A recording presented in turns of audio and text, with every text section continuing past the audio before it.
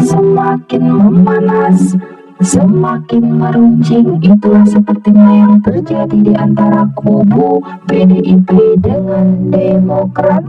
Sekretaris Jenderal PDIP Perjuangan Hasto Kristianto mengkritik surat Denny Indrayana pada Megawati. Surat terkait penundaan pemilu 2024 itu ditanggapi Hasto dengan mengungkit peristiwa pemilu di 2009. Pak Denny tidak boleh melupakan bahwa pada Desember 2008 terjadi perubahan sistem politik hanya beberapa bulan sebelum pemilu legislatif dilaksanakan pada April 2009, dan itu bagian dari desain untuk meningkatkan perolehan Partai Demokrat sebesar 300%. Pak Denny Indrayana, Pak Denny tidak boleh melupakan bahwa pada bulan Desember tahun 2008 terjadi perubahan sistem politik hanya beberapa bulan sebelum pemilu legislatif dilaksanakan pada bulan April tahun 2009, dan itu bagian dari desain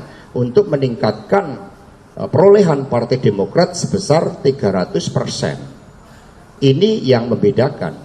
Sehingga Pak Denny Indrayana karena tinggal di Australia, ya menerima rumors Indonesia Australia jauh kan, sehingga gaungnya itu udah berbeda.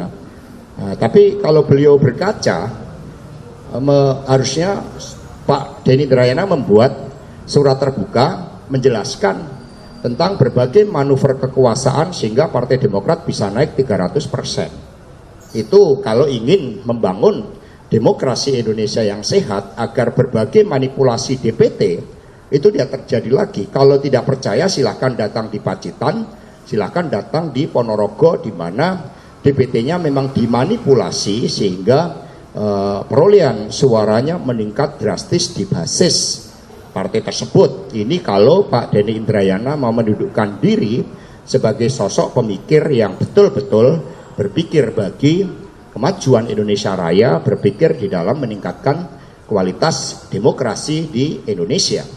Jadi nanti saya kirim surat ke Pak Denny untuk kita jelaskan, bukan terbuka, hasil riset saya ketika saat itu saya di Australia pada tahun 2010 untuk mencari jawaban mengapa ada satu partai yang bisa naik 300%. Itu yang kemudian saya temukan jawabannya ketika di dalam buku Political Management Handbook. Di situ dijelaskan tentang global reproduction of American politics yang basisnya adalah kekuatan kapital.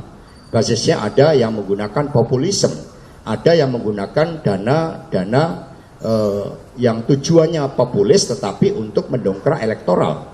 Penelitian Marcus Metzner selama 6 bulan terakhir menjelang pemilu bulan April dibelanjakan 2 miliar US dollar sebagai dana elektoral. Inilah yang seharusnya dikritisi oleh sosok akademisi seperti Pak Denny Indrayana. Itu baru beliau sebagai intelektual.